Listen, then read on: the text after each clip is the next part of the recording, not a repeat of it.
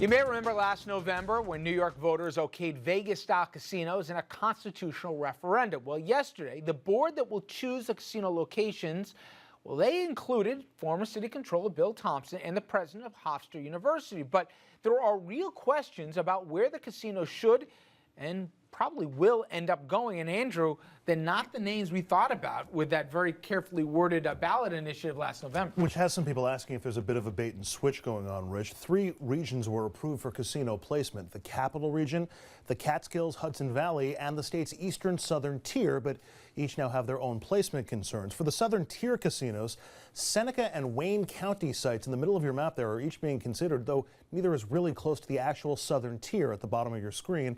And even though those locations would be between 2 sets of existing tribal casinos. The new candidate site for the Catskills is in Woodbury, which is much closer to New York City than most people imagined, and away from the dilapidated Catskill resorts like the Concord and the Nevele, which have been seeking casino construction for years. There's even trouble in the Capital Region, where public opinion is against a new casino in Saratoga Springs, but local residents have no say in casino location or even the power to say no, Rich. All right, let's bring in our panel right now to talk about this. C. Scott Vanderhoff, recently retired 5-term Republican Rockland County executive. Nobody gets elected 5 times anymore. Scott held that post from '93 until last year, and he's joined, of course, by Dominic Carter, political journalist and author, Michael Tobman, Democratic political consultant, and Andrew Whitman, who you met, senior political correspondent. And I'll start with you, Scott. Saratoga says, yeah, thanks, but no thanks, or at least the residents. Put your hat on. Would you want a casino with all the negatives, but also all the positives and possibly revenues that would come attached? Is this a win-win for a community? I don't think so. And I think communities, the difficult part is communities really have to think about this, and they don't have much say, and that's one of the large issues here. Look, Woodbury is already crowded. Yeah. People in Bergen County and Rockland and Westchester County ought to look out, because if it opens up there, you'll have congestion like we've never seen before. I think that also is true for Sullivan County, although there may be other ways to get there. This is a very difficult issue, and it is not a win-win. Despite one's view about gambling and casinos, just the location is an enormous issue. Help me out here, Michael, because I used to cover when I was in the Hudson Valley, the fights that, hey, the Nevele, all the old casinos that this is where we're going to have it, it'll revitalize the area. I thought that was a given, and now we see the map here, not so much. A lot of people thought it was a given, and as my father likes to say, between the saying and the doing is where a lot of things where things fall off track. Keeping to the intent of the legislation in Albany, and keeping with the intent of the marketing campaign of Prop 1, the casino gaming referendum, should be everybody's priority in Albany. The Catskills, I believe, does not include Lower Orange County. It's in a much different economic situation than the rest of the Catskills, which has been desperate for development for decades at this point. But pull back the curtain. Who's shifting the levers to decide which places get it and don't? I heard who's on this panel, blue ribbon panel, but who's really making the push? The panel is not yet rounded out. I think there are 2 more appointments that need to be made. 3 have been made. It should be 5. Right now, the only people we're hearing from are developers, and there's a developer saying, let's put one not in the southern tier between 2 existing Indian casinos that are paying taxes finally because of the compact they had with Governor Cuomo. And now Orange County and now Saratoga Springs were in Rensselaer, but the siting is now really the critical issue, and I believe keeping with the intent of the legislation and keeping with the intent of the referendum should be everybody's priority. Dominic, does this have anything to do with it being an election year where they are? I think that's a safe bet in terms of the committee doing the bidding, if you will, for the incumbent governor.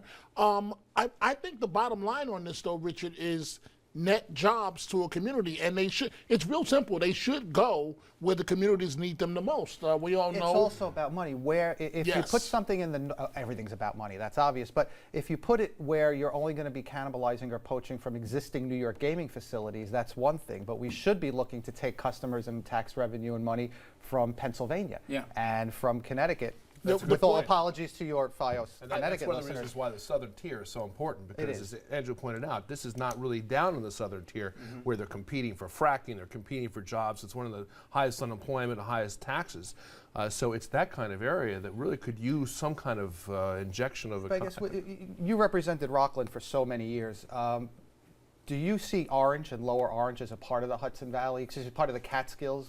Did you consider Rockland part I of it? really don't. No, Was and really I'm really more of a New York surprised. City exurb or I don't, Michael, and I think it's an interesting question, though, because it certainly has access. So you want to get people able to get there to be able to do this.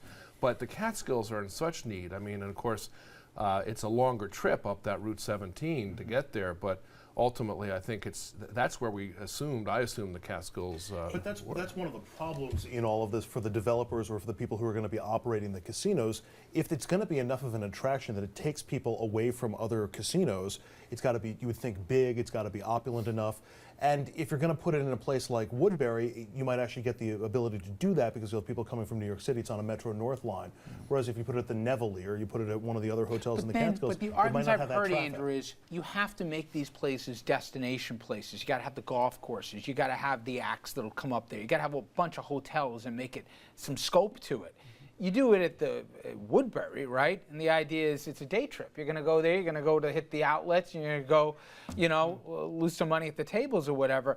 I don't know. I'm just surprised because I thought the unwritten, unspoken deal was you do this, we're going to put it in the places that need it the most, and some of the places that pop up, not so much. Okay, I want to read a comment, as we said, in this election year here, and this came.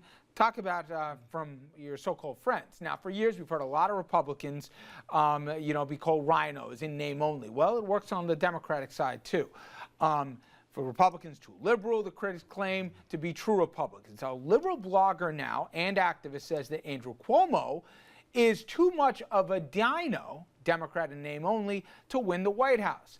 Marcos Muletsis, if I butchered his name again, I'm sorry, I had to say Daily Kos, it's safer that way. He wrote this in an open letter to Andrew Cuomo. You're conspiring with Republicans, hiring Republicans, pushing Republican policies, adding his name has gotten in places, but the White House won't ever be one of them, not that he shouldn't run. People like him need the most public smackdown possible, and nothing accomplished that like a failed presidential bid. Just ask the person Cuomo is modeling himself after, Joe Lieberman. Good villains are hard to find. Let's cherish the ones we have. Tell me what you really think. But there are a lot of progressives who feel this way, and they feel that Cuomo will do whatever he's got to do. He'll say the right things on social policies, but economically, close your eyes, he might as well be a Republican. New York State is huge, and Western New York and the North Country and parts of the Southern Tier, their sensibilities are almost more Midwestern than they are fitting with New York City or with Nassau or Suffolk counties. I think to say that misstates and misunderstands what New York is really like and the regional diversity. I would also say, in defense, talking about hiring Republicans, the Republican they're talking about is a very dear and close friend of mine, and she's talented and she's a strategic thinker. She drinks rye. So I'm a huge fan of hers, so I think the whole thing's unwarranted. Music to your ears, right? Yeah. Susan is very good. She worked with us with John Faso on our campaign, and she's terrific. And look, he's splitting the baby perfectly. The governor is doing exactly what you have to do in New York State to win, which is he's offending the left, he's offending the right, and he's right in the middle where he wants to be. And it is true that national politics, it doesn't serve well, but for purposes of his winning big, to say he's a vote getter, it makes sense here. Look how much more relaxed he is now that he like a doesn't have to. different president. Absolutely. Scott, thank you so much. Michael, Dominic, Andrew. Up next, everyone, today's an anniversary, the first anniversary for the pontiff. And he's a very different pope, but the question is, how different is the church 1 year later? We'll have that conversation straight ahead.